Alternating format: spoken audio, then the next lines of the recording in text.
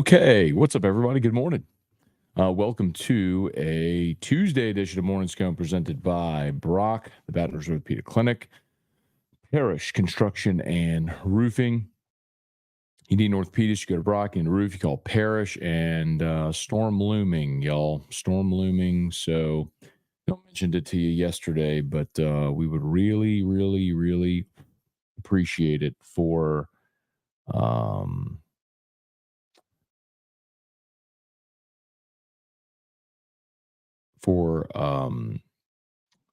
efficiency if you would go to our website, parishbuilt.com, fill out the form on the homepage, and get on the list for tarping now with the storm coming. Supposed to make landfall Wednesday afternoon, evening, Thursday morning, that sort of stuff. So, and we hope that there isn't any need for it. We've been through this so many times before where,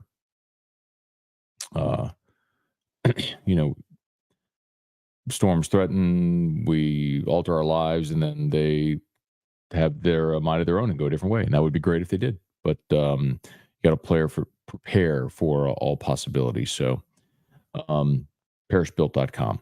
Okay. Also, Unique Physique and Restored Motions. Everything is linked in the description and tagged on Facebook. Okay, y'all, we'll say some good mornings here. One of the things I went through on both on AFR and on Locked on LSU, in case if y'all missed it, was LSU's PFF grades. And also the Saints. We'll get to that here in a second. But I thought LSU's PFF grades were very telling. Both the top and the bottom. Top five, bottom five. The top rated player, according to Pro Football Focus, against Nichols was Zy Alexander. Brian Kelly said it on Monday. They were going to start ramping Zy up more and more, probably about 30 defensive snaps, maybe thereabouts.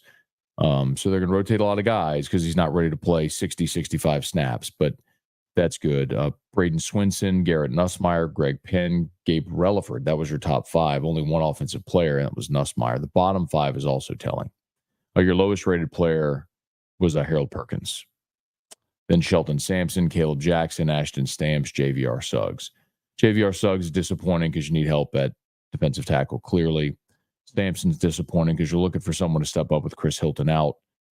Jackson and Stamps, those are guys that we all thought would take a big leap this year and hasn't really happened. So, again, like I always say, Pro Football Focus isn't the metric. It's just a metric to consider. But in some respects, that is very validating of what we have all seen or feel like we have seen from this team so far. So anyway, you check that out. Got everything up. We'll have those up, the Pro Football Focus grades, on Sunday for LSU and Monday for the Saints at louisianasports.net if you want to go check it out. So it's always free. Again, louisianasports.net.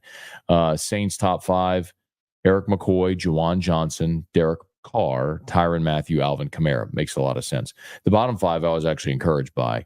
It was Peyton Turner, Brian Brzee, Kalecki Hudson, Bub Means, and Willie Gay. I mean, none of those guys outside of Brzee are you really counting on. I mean, Peyton Turner is a bust. Kalecki Hudson was a late ad. Bub Means is a rookie who you're not expecting much from. Willie Gay's a little disappointing because he's going to factor into your rotation, but Brzee's the only one that you really need to see, increase the production. So, all right, y'all, let's say some good mornings here. You know the drill. Please smash the like button if you're there on YouTube. Subscribe to the channel. Hit the bell so you're notified whenever we go live or post a video. Facebook, like the page, share the post. Glad to have you all aboard with us. Let's say some good mornings. Here we go. Brian Wynn, good morning. Everyone stay safe with the coming. Everyone stay safe with the coming storm. Yes, let's do that. If you're in the path of the storm, get out of the way. Don't be brave or anything like that. Just get out of the way. If you do have damage to your home and you need help, would love it if you call Parrish. But most importantly, call reputable licensed contractors. Do not be afraid to ask a contractor that comes to your house for proof of their licensure from the State Licensing Board of Contractors.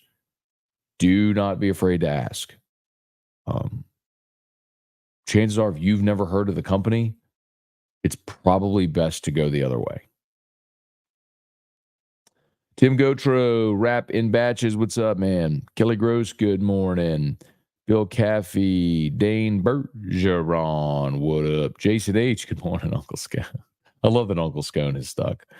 Nicholas Cross, good morning. Yeah, man, everybody stay safe out there with the storm. Taylor Hudson, Hunter Broadhead, are you surprised Michael Thomas didn't get signed? A little, but I also look at Michael Thomas right now probably in the same light that like what Ndamukong Suh did the last few years of his career. I think about like that last year in Philly, the year Philly went to the Super Bowl. I mean, he kind of sat out, I don't know, week 6, 7, whatever it was. Then he finally signed. It was like he waited to see who the contender was and went there and played the rest of the season, try to get into a Super Bowl.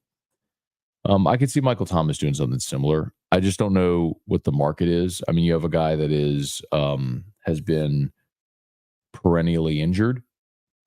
And on top of that, has been a locker room problem.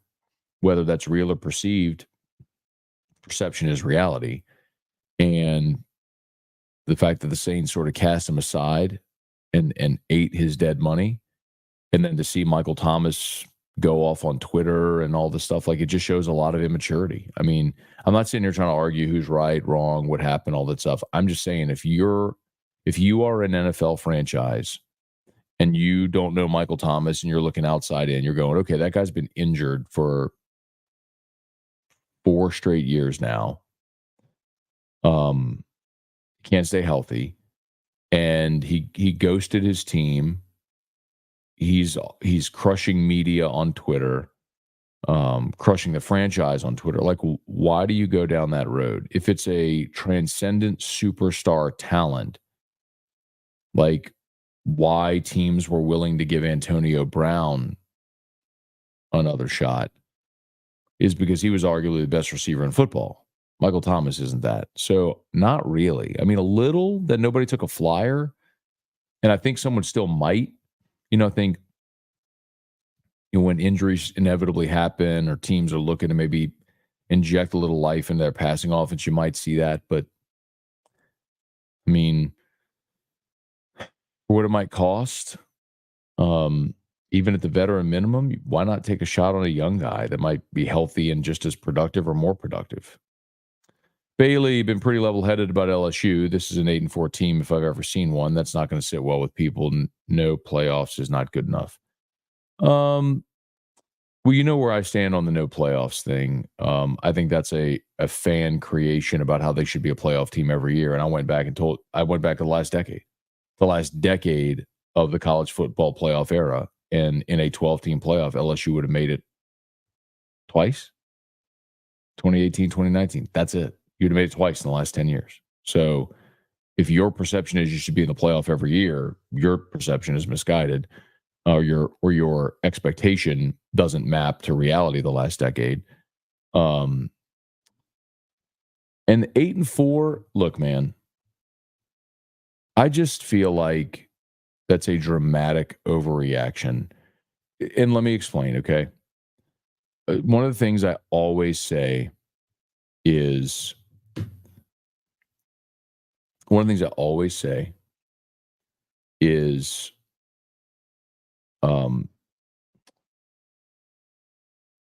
teams are allowed to improve as the season goes along.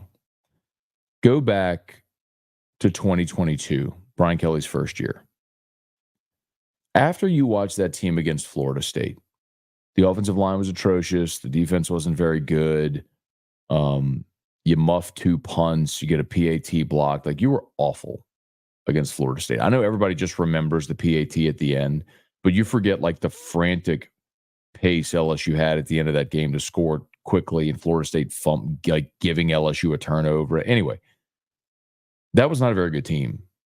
And they ended up getting it together, and they ended up beating Ole Miss, an undefeated top 10 Ole Miss team. They beat Alabama. They went to the SEC championship game. They won 10 games. Like, I just would caution people about overreacting after 2 games.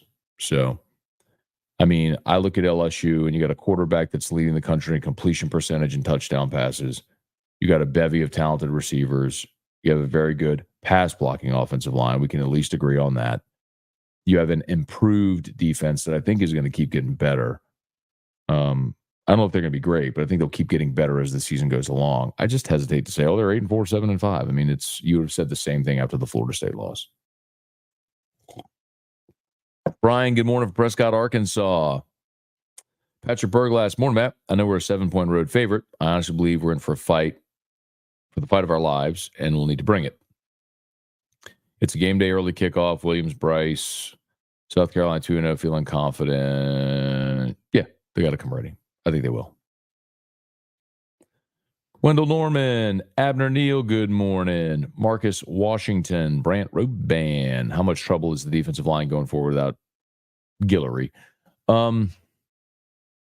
The best comp that I can come up with is what happened in 2014. I referenced this on today's episode of Locked on LSU. Please go listen, by the way, if you haven't yet. Locked on LSU on your favorite podcast app or on YouTube.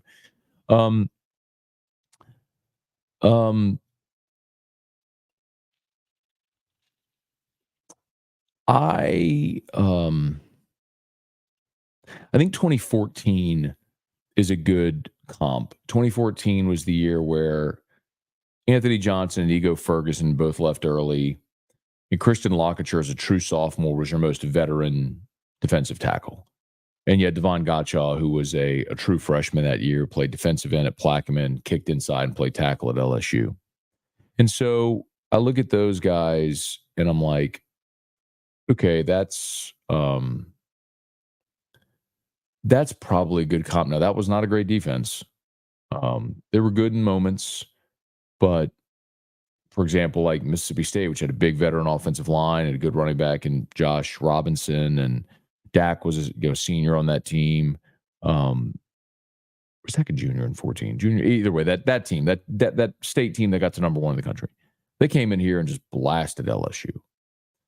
But there were good moments in that season as well, defensively. I mean, that was the Anthony Jennings, Brandon Harris year where he got blown out at Auburn. And anyway, but remember that team had Alabama beat.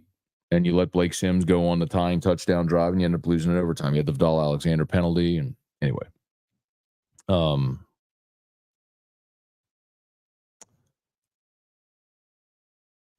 right. KG Country, morning, Matt. Wishing I had a whole house generator at the moment, but things should be okay. Yeah, man, hoping for everybody to be okay. I mean, look, you can preach about a generator till you're blue in the face, but sometimes it just takes people getting to that breaking point where they make the move. That happened to us for Ida. We talked about it forever, and finally Ida was our breaking point. Maybe this will be that for a lot of people. Y'all know we got a great deal with Optimize, so generatorpeople.com. I was talking to my buddy Matthew over at Optimize yesterday, and he did say we're fully stocked with maintenance kits and repair parts for Generac home standby units. We'll be standing ready to respond to customers as soon as the storm passes. In case of widespread outages, we will be posting information on our Facebook pages to keep customers up to date. Large inventory of home standby generators. We're currently installing up to 10 per day. So a little late now, for this storm. But when it's over and it passes, if you're ready, call Optimize, generatorpeople.com. All right, y'all, please smash the like button. Hey, hang on one second. I do need to go stop Drew's music and all that sort of stuff, the sound machine and everything. So I'll let you hear the sultry tones of Mr. Toby Tomplay. Parish Construction and Roofing. At Parish, we've got you covered. From the top of your roof, all the way down. Parish Construction and Roofing. Parish Built. Parish Built. Parish Built. From your hometown. ParishBuilt.com. Okay. Parish Construction and Roofing, ParishBuilt.com. Had a meeting over at Parish office yesterday. Like our entire staff, everybody was in this meeting. Like all the people were in this meeting, getting ready for our storm plan. So if you find yourself in need of anything, remember Parish is Parish Construction and Roofing. So yes, we can help with your roof, but also if you have any damage to the exterior or interior of your home, we can help. Of course, Parish Restoration can help with water remediation and all those types of services as well. Armani Hayes, Matt, can you explain the star position? Is it possible Harold Perkins could play it? Sure. Could Perkins play it? Yes. And I would love to see him play it, actually. Oops. I skipped a whole bunch of comments. The star is essentially a hybrid linebacker safety role. It's not that dissimilar from what Perkins played last year in that nickel Sam role. So you basically line up as a box safety. You're not a nickel back, so you're not necessarily defending a slot receiver. You're more close to the line, helping against the run, and also covering like the tight end or backs out of the backfield. That's your responsibility. So you're just playing in the box. You're essentially a safety. You're a box safety. I mean, look, 2 years ago, Greg Brooks played box safety and was very good at it. Hang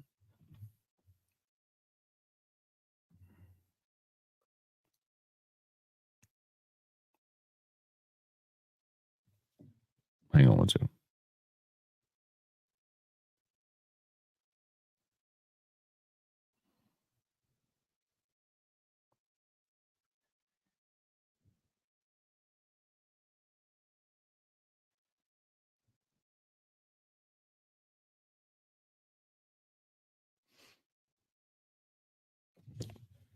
Okay.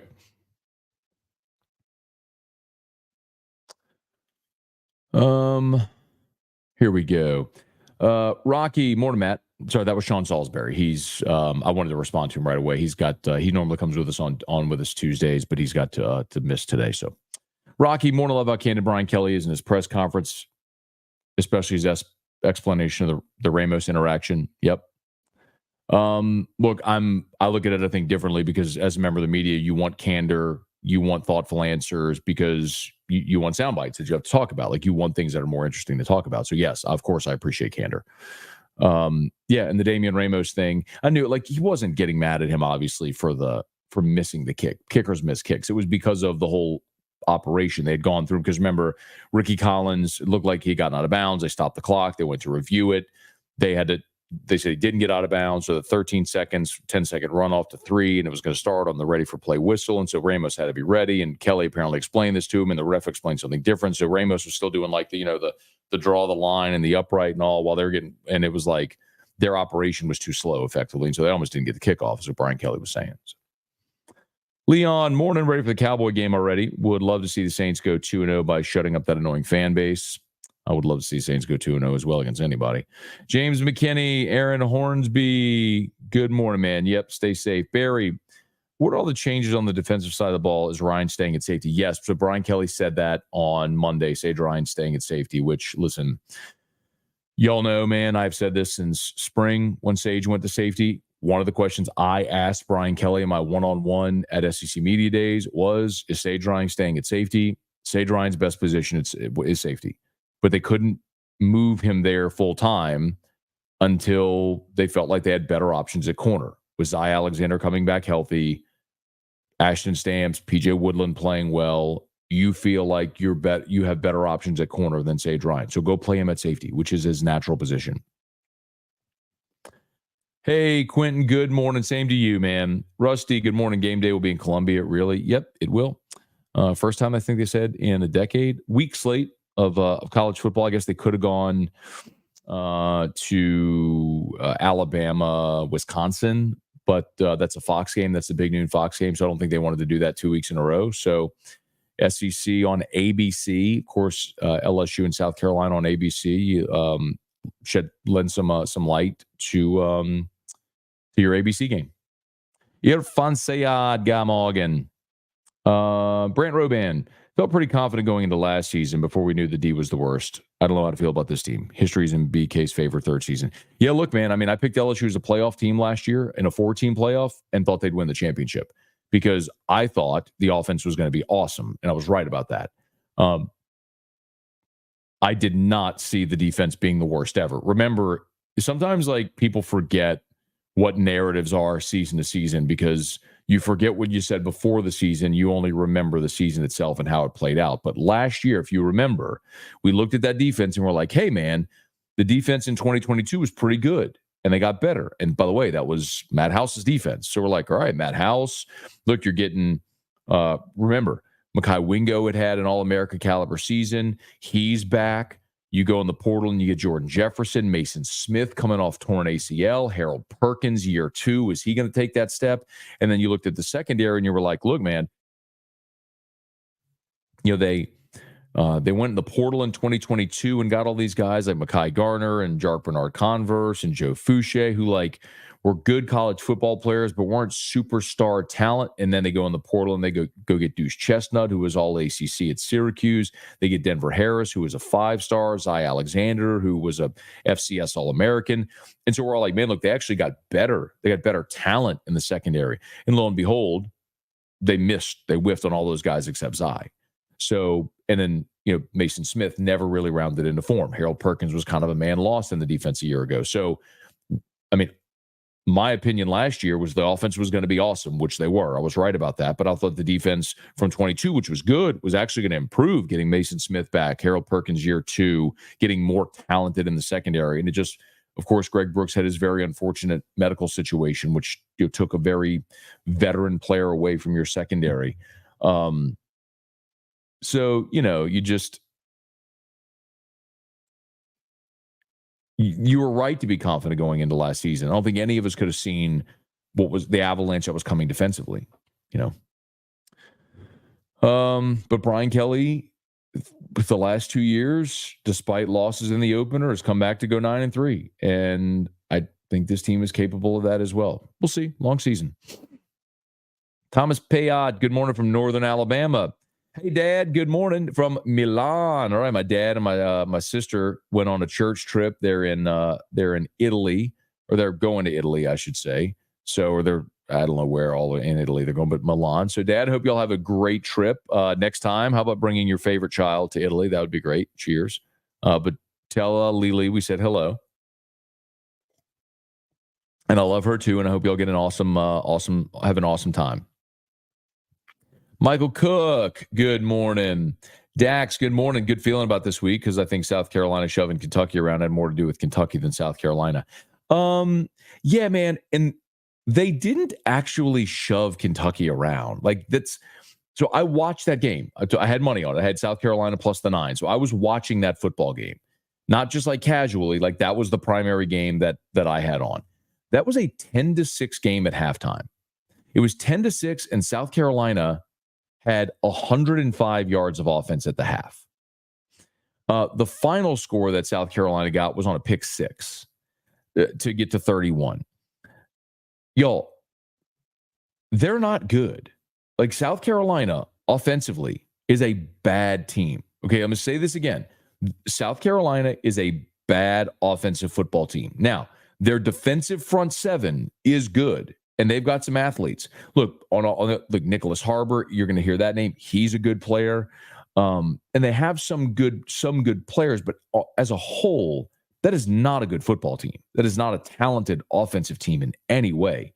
If LSU goes and protects the football offensively, Garrett Nussmeier and those receivers, LSU's strength in pass blocking keeps Nussmeier upright. He hadn't been sacked in 2 games.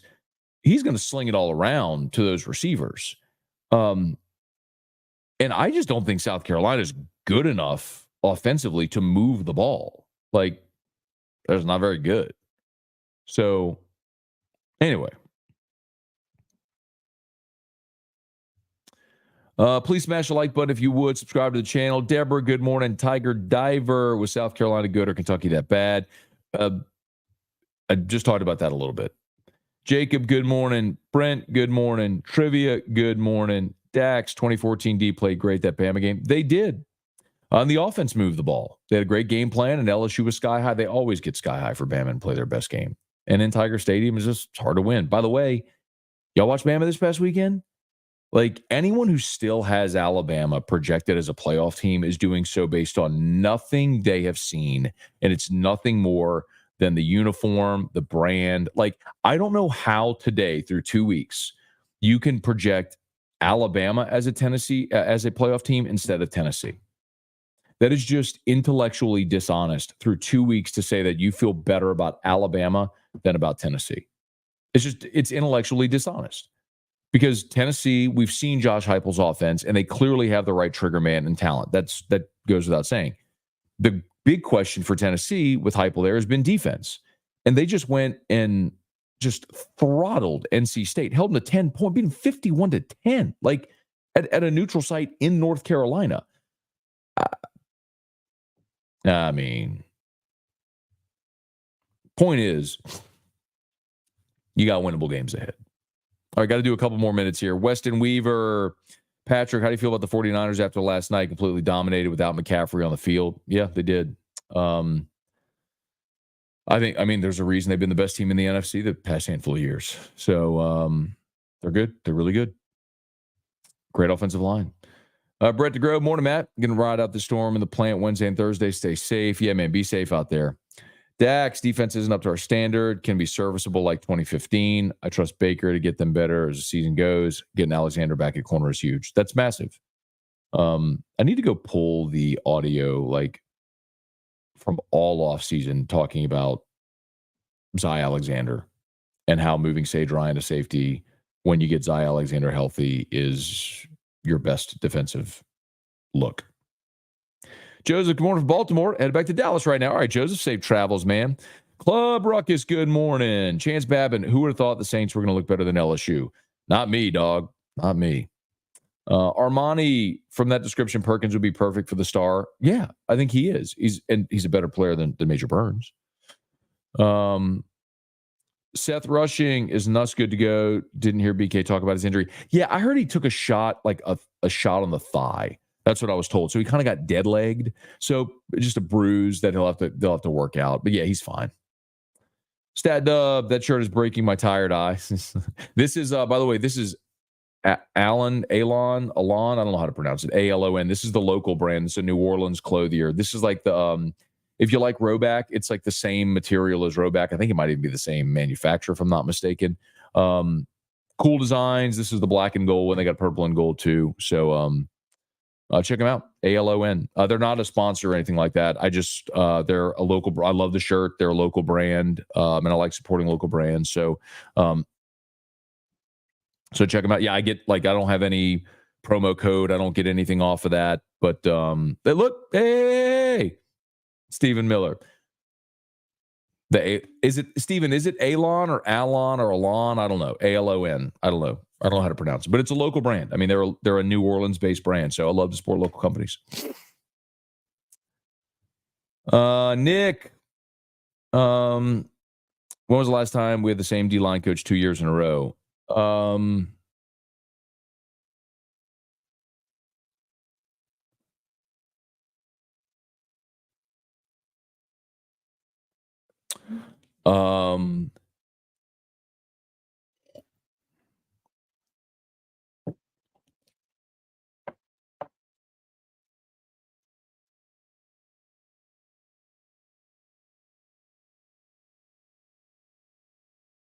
Was it Ogeron?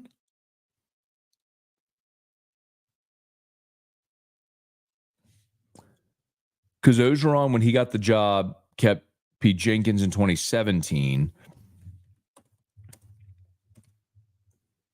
Oh,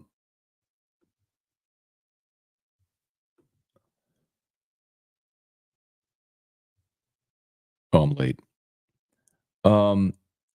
In 2018,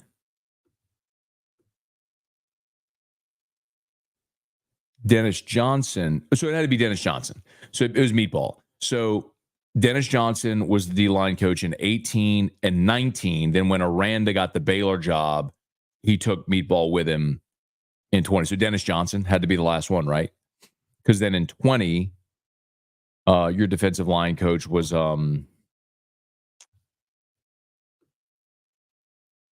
it Carter in 20 or 21?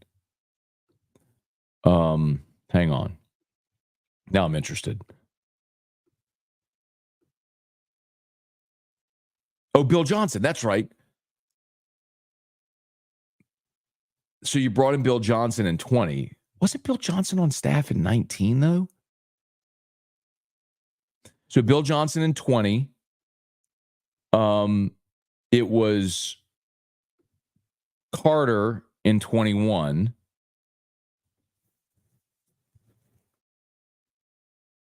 Right? Andre Carter in 21. And then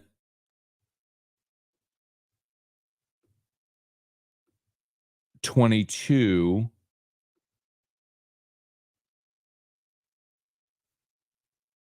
Yeah, and then 22 was to the Broncos. Jamar Cain in 22, who then went to the Broncos, and then Jimmy Lindsey, who then of course got sick, and then you had the revolving door last year. So Dennis Johnson in 2018, 2019 would have been the last one. That's wild. Okay, I got to go, y'all. Oh, it's 7:48. I got to go. All right. Thanks for watching. Y'all have an awesome day. Please smash the like button, subscribe to the channel, Facebook, like the page, share the post. I got all of our sponsors tagged on Facebook, and they're linked in the description on YouTube. Remember, most importantly right now, y'all, Parrish Construction and Roofing. I got Parrish pinned in the chat. If you have an issue with your roof, Parrish.